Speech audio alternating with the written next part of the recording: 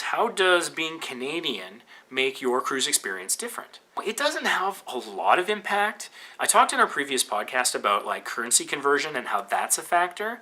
The other challenge is there aren't a lot of Canadian ports. Vancouver is a Carnival port technically, but at most they generally sail out of Vancouver twice a year, and we're talking on the more expensive trips, the Journeys cruises, so we're talking Alaska and Hawaii. That's a challenge. We almost always have to travel to the port of departure. One of the questions people are asking constantly on Facebook and other platforms is, do you need a passport? Well, as Canadians, we always need a passport because that's how we're going to get to the American port of departure. Or if it is a Journeys cruise, Alaska, Hawaii, it's ending in another country. We need a passport. So I can't really speak to the American experience, but if you're Canadian, have a passport, especially if you're going to cruise. Other than that, I mean, you'll be on the cruise ship and you might encounter the odd terminology thing.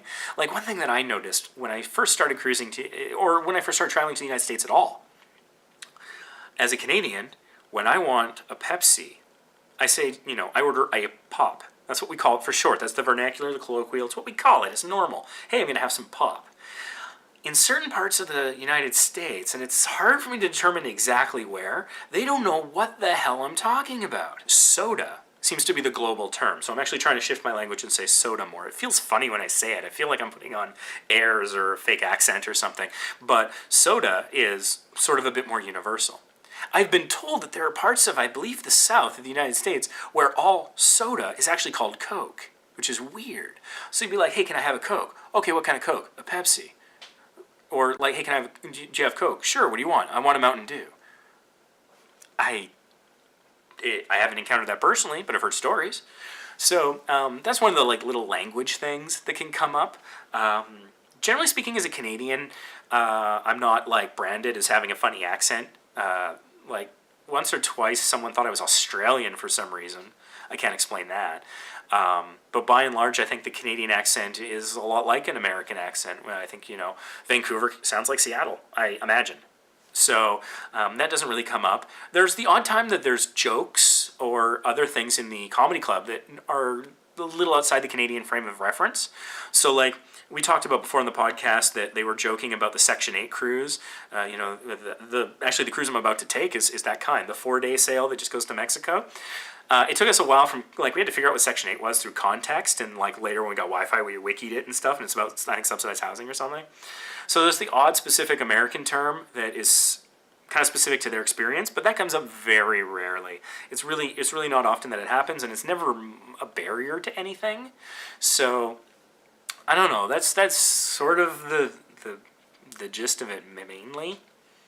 As a Canadian, it doesn't, in the comedy club, they'll be like, anybody here from, Texas or Kentucky and stuff, and Canada often gets left out of that. Or if it is Canadian, you scream all that much louder and you see the other ones, and, it's always noteworthy and stuff. But I don't know. That's about it. I had an odd experience in Texas where I was taking a shuttle from the airport, and there was a woman who was advocating for a certain political person running for president at the time in the primaries, in the Republican primaries, that she was trying to convince us to vote for. And we were trying to tell her we were Canadian. And she still was like, well, you got to support this person. And one of her points was like, because the Canadian healthcare system is an absolute mess, which is just not true. It's not my experience. It's not my family's experience. I don't know people who've had that experience. It's not perfect. Sometimes we're kept waiting to see a doctor a little bit longer than we would like. But other than that, and one of the examples I point to is my mother basically beat cancer inside of a year. And so she was pushing really hard, saying, oh, well, your healthcare is a mess. And we're like, no, it's really not. And she's like, yes, it is. And I was like, well, my mom beat cancer in a year, and it didn't cost her a penny. So from my experience, it's okay. She says, no, that didn't happen.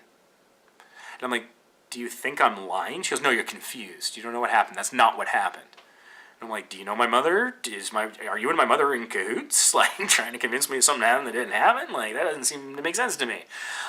So there's that odd thing where, there's certain things that in the political sphere have been said about Canada that, like, are just crazy.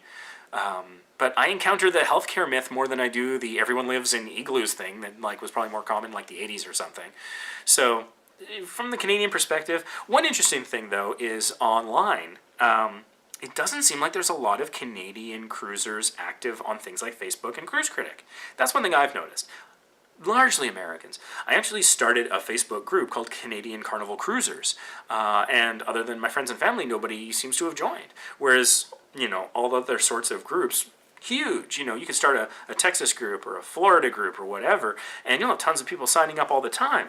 Start one for the entirety of Canada, and it's crickets. So I think that maybe we're just a little less active online, a little less vocal, perhaps. I mean, Canada has 1/10 of the U.S.'s population, so that's going to be a factor in these sorts of things. But, other than that kind of stuff, there's not a lot about the Canadian experience that's different. I think it's really about the traveling to the port is really the big thing, because it's never we just drove to the cruise port and went, or, we took 12 sailings a year because it's out of our backyard. We don't get that experience. But other than that, I don't know, it's not that different. If you enjoyed this clip, please subscribe so you can be informed of when new clips come out.